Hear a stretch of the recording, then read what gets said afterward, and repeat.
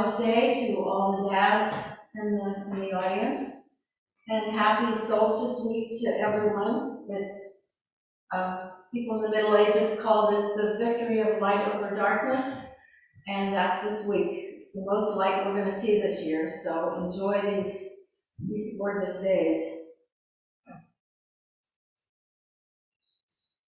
We're invited to write Dharma talks about whatever we're dealing with at the moment, whatever we're thinking about.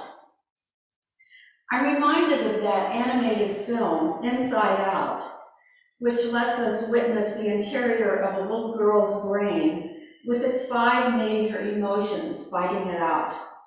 Ideas hopping around, lines from old songs randomly appearing and getting stuck in replay.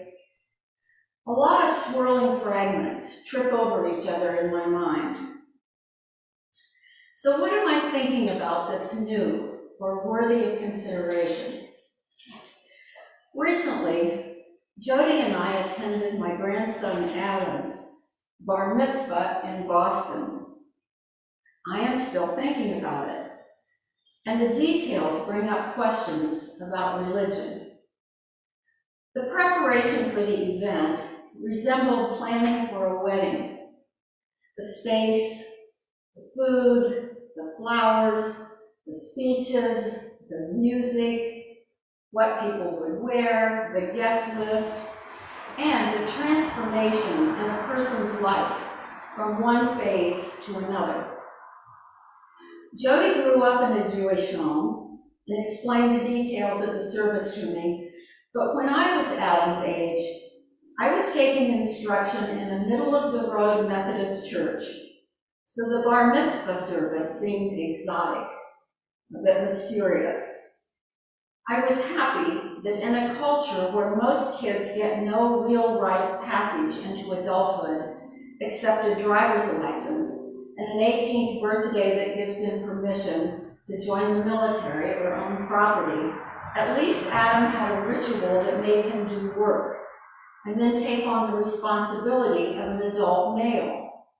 It was beneficial for him to face his fear of public speaking and give a talk, read Hebrew, thank his parents. I'm a Buddhist. Adam's other grandparents are devout Catholics. How did we end up with Jewish grandchildren? When I was growing up, both sets of my grandparents were Protestant. We went to church on Sundays, read Bible stories, believed we should love our neighbors. The first college course I signed up for was comparative religion, and by the 3rd day of class, I realized that there were countless ways to look at the universe, ways I had never heard of, that what I'd grown up reading was only one of those ways. While I was moving rapidly to the left, my parents and grandparents were moving in the opposite direction, talking about evolution as a hoax. Talking about religion at all was new in our household. We had never discussed our beliefs at the dinner table, but suddenly everyone in the family, all of my cousins on both sides, were dividing people into 2 groups. Those who had nailed down the truth with certainty, and those who had gone over to the dark side and were questioning what we'd been taught. How did I suddenly belong to a fundamentalist family? What is this thing called religion? How do we land on one brand of it or another? Years ago, my husband tried to explain to his mother that religion is an accident of birth. I remember him saying to her, if we had been born in the Middle East, we would probably be Muslims. She retorted, yes, but we'd be wrong. I dare say no one in this room was raised as a Buddhist. So all my recent thinking about religion made me wonder about the circumstances that lead us in a new direction. My great-grandfather, a Protestant, had a sister who was a nun, so I was not the first family member to question my upbringing. In my case, for 30 years after that philosophy class, I was comfortable and happy with no organized religion.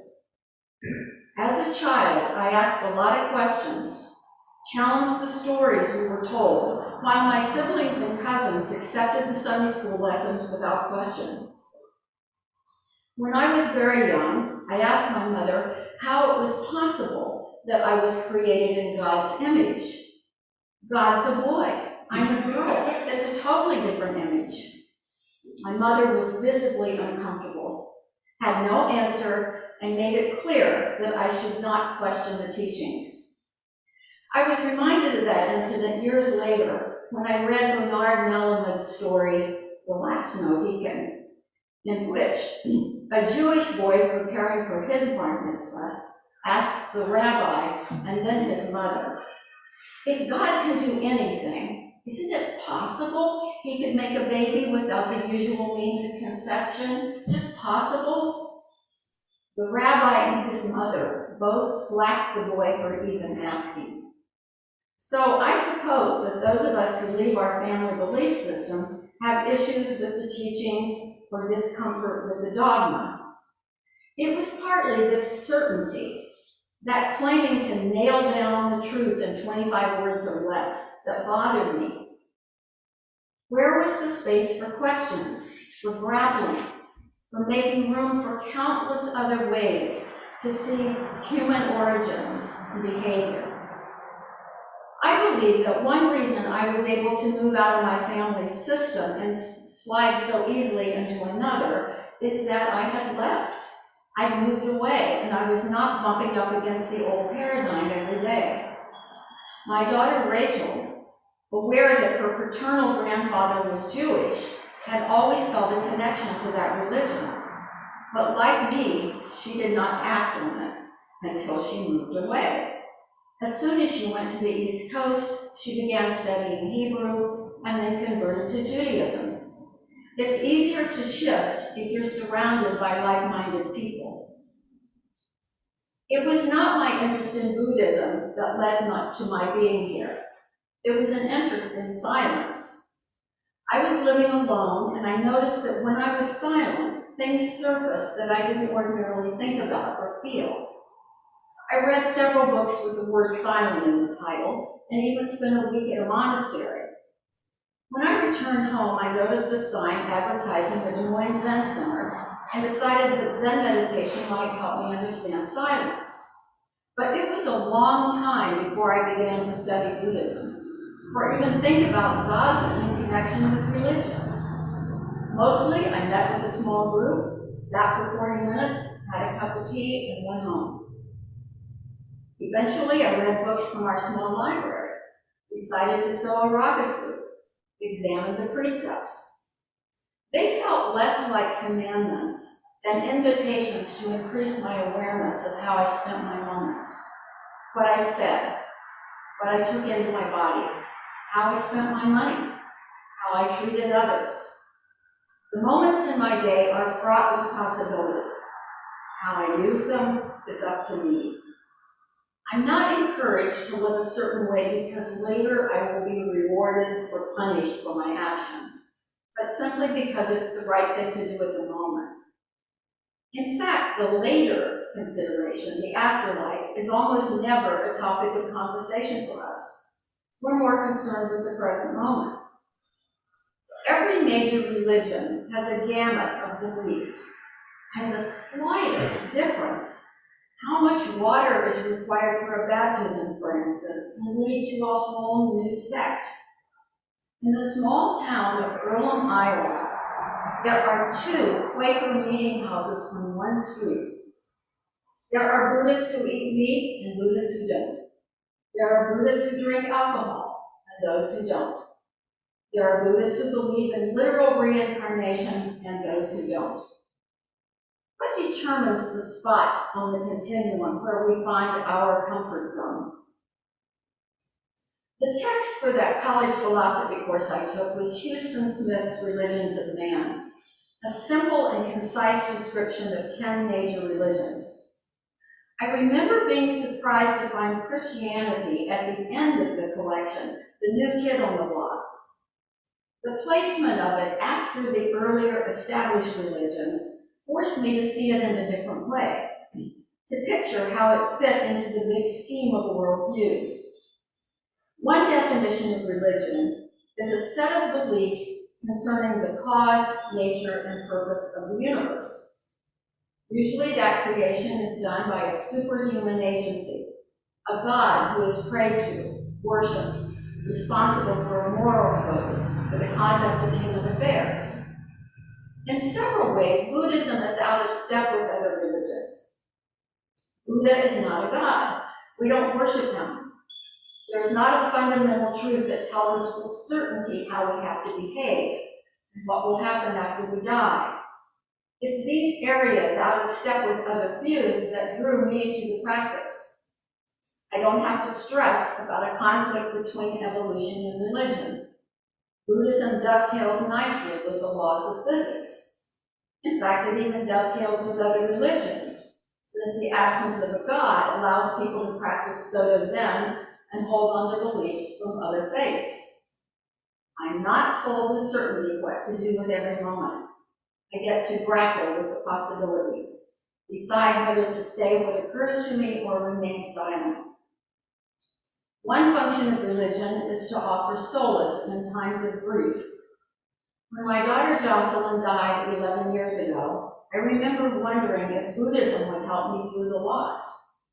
I found huge comfort in a service that simply said she was no longer in this world, that we were grateful for her life, and we dedicated our own lives to the relief of suffering of other beings. A reminder that nothing is permanent. No attempt to tell me where she is or what she's doing.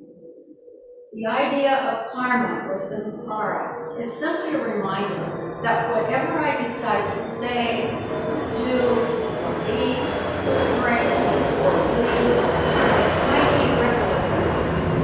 It's hard to pay attention. My progress is slow. The Sangha holds me in a safe space where I can stay connected to Buddha and Dharma. As Thich Nhat Hanh reminded us, spending a few minutes a day sitting silently can help us develop the capacity to react with a steady mind and a compassionate heart. Thank you.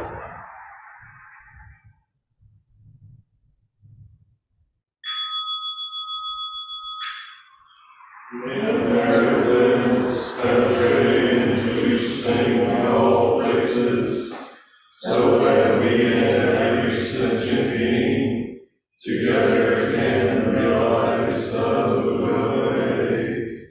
Sentient beings are numberless. I vow to save them. Desires are inexhaustible.